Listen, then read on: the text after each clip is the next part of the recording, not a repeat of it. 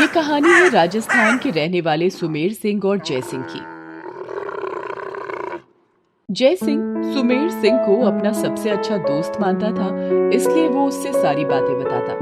एक दिन बातों ही बातों में जय सिंह ने सुमेर सिंह को अपने पास रखी सैकड़ों साल पुरानी मूर्ति के बारे में बताया। उस मूर्ति की कीमत आज करोड़ों में थी। ये जानकर सुमेर सिंह के मन में लालच आ गया और वो उसे हासिल करने की फिराक में लग गया। एक रात मौका पाकर वो अपना चेहरा नकाब से ढककर चुपके से रस्सी के सहारे उसके घर में घुस आया और सोते हुए जय सिंह का गला दबाने लगता है।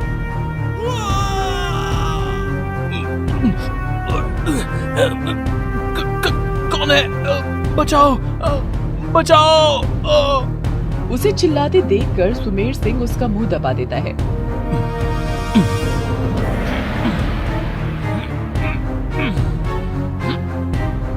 इतने में अपने पिता की चीख की आवाज सुनकर जय सिंह की 8 साल की बेटी अनीता भी दौड़ी चली आई और सुमेर सिंह के पीठ पर पीछे से मुक्का मारने लगी।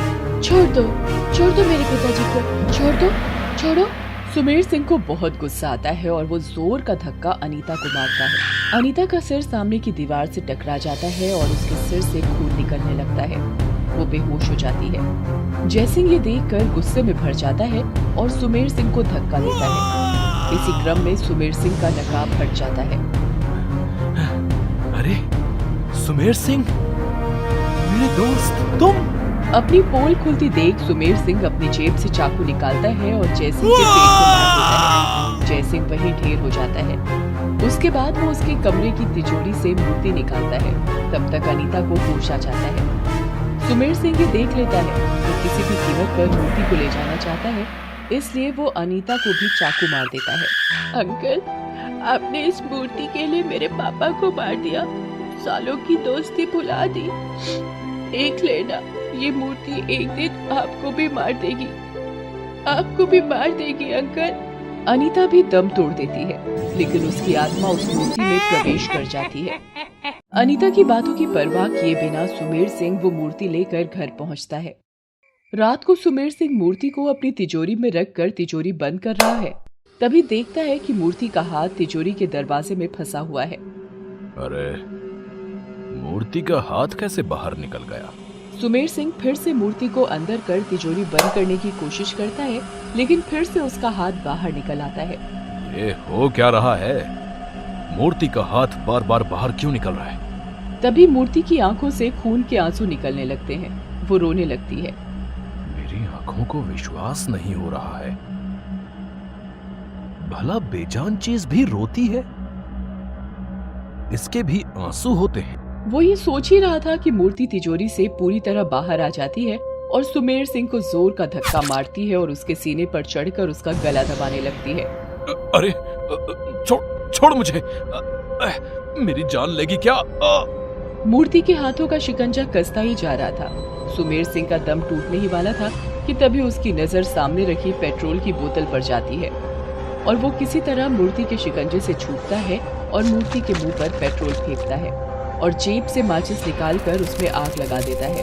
बड़ी आई मुझे मारने वाली, अब जा, भस्म हो जा। सुमेर सिंह को लगा कि उसने मूर्ति से अपना पीछा छुड़ा लिया है, लेकिन चलती हुई मूर्ति उछलकर उसे गिरा देती है और उसके सीने पर चढ़ जाती है। सुमेर सिंह का शरीर भी जलने लगता है। वो दर्द से छटपटाता है और उसी दर्द में किसी तरह हिम्मत कर फिर उठता है और बाथरूम जाकर झरने के नीचे खड़ा हो जाता है। मूर्ति में लगी आग के साथ साथ उसके कपड़ों में लगी आग भी बुझ जाती है। आज तो किसी तरह मेरी जान बच गई, लेकिन मुझे इस मूर्ति को जल्द से जल्द बेचकर इस देश से भाग जाना होगा, नहीं तो ये मेरी जान ही ले लेगी। सुमेर सिंह ने मूर्ति को बेचने की बहुत कोशिश की, लेकिन जली हुई शक्ल वाली मूर्ति कोई भी खरीदने के लिए तैयार नहीं होता। इस बीच उसकी मुलाकात दिल्ली के रहने वाले ऋषि से हुई। ऋषि को पुरानी चीजें इकट्ठा करने का शौक था। सैकड़ों साल पुराने सिक्के, पेंटिंग्स, फर्नीचर, कार उसके घर को अलग ही पहचान देते थे। वैसे तो वो राजस्थान घूमने आया था, लेकिन उसका यही शौक उसे सुमेर सिंह के पास ले आया था। लगभग 500 साल पुरानी इस मूर्ति को आप इतने सस्ते में बेच क्यों रहे हैं? इसकी तो आपको मुंहमांगी कीमत मिल सकती है। वो ऐसा है कि मैं अगले महीने हमेशा के लिए विदेश जा रहा हूं। मेरे दिल के बहुत करीब रहते हुए भी मैं इसे अपने साथ नहीं ले जा सकता। ठीक है फिर, ये रहे आपके पैसे। आज से ये मूर्ति मेरी हुई। ऋषि ने मूर्ति को संभालकर अपनी कार में रखा और फिर उसकी कार हाईवे पर पूरी रफ्तार से दौड़ने लगी। एक रेड लाइट पर वो अपनी कार रोकता है। अचानक से उसकी नजर कार के आगे वाले शीशे पर जाती है। पूरा शीशा उसे खून से भरा दिखता है। अरे, ये शीशे पर ये लाल खून जैसा क्या है? वो ये सोच ही रहा होता है कि उसे कार की बोनट पर अपनी वही मूर्ति दिखाई देती है। उस मूर्ति से रोने की आवाज आ रही है। उसकी आंखों से आंसू भी बह रहे हैं। वो आंसू खून के जैसे हैं।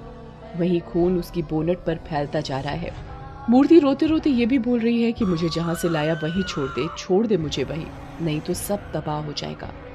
ये क्या हो रहा है? ये तो वही मूर्ति है जिसे मैंने सुमेर सिंह से खरीदा है। ये बाहर कैसे आ गई? ये तो बोल भी रही है। ऋषि कुछ समझ पाता तभी रेड लाइट के पास खड़ी उसकी कार के शीशे पर एक बच्चा खटखट करता है। वो शीशे को खोलता है। उस बच्चे ने अपने हाथों में वही मूर्ति पकड़ रखी है। साहब, ये मूर्ति ले लो ना, सुबह से बोनी नहीं हुई, भगवान के लिए ले लो ना।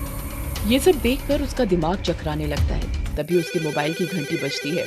मोबाइल पर वाइफ कॉलिंग लिखा हुआ आता है। अचानक से वो सारी चीजें गायब हो जाती हैं। वो फोन उठाता है। अरे कहाँ हो तुम ऋषि? दिल्ली वापस नहीं लौटना क्या? तुमने कहा 1 घंटे में किसी से मिलकर आ रहे हो। मैं और अंजलि कब से तुम्हारा इंतजार कर रहे हैं। सोनम, मैं रास्ते में हूँ। बस 10 मिनट और। ऋषि के दिमाग में कई सारे सवाल चल रहे थे, लेकिन एक का भी जवाब उसके पास नहीं था।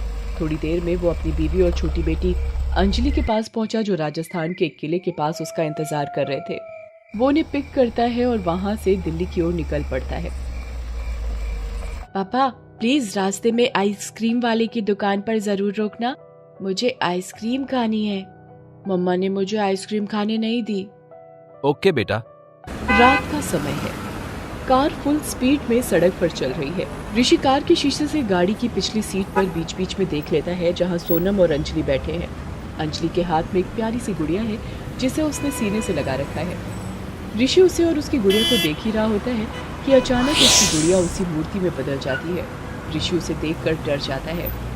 तभी सामने से उसे एक बड़ा ट्रक आता दिखाई देता है। ऋषि किसी तरह स्टीयरिंग घुमाकर कार को एक्सीडेंट से बचा तो लेता है, लेकिन सभी डर जाते हैं। अरे घर जल्दी पहुंचना है, इसका मतलब ये नहीं कि कार को हवाई जहाज बना दो। हाँ। अब ऋषि गाड़ी को संभाल कर चला रहा था। रास्ते में उसे आइसक्रीम पार्लर दिखा तो वो गाड़ी रोककर आइसक्रीम लाने चला गया। तभी उसे सोनम की चीख सुनाई देती है। वो आवाज की दिशा में भाग कर गया और वहां जो देखा उसे देखकर उसके पैरों तले की जमीन खिसक गई। पापा को बचा लो पापा।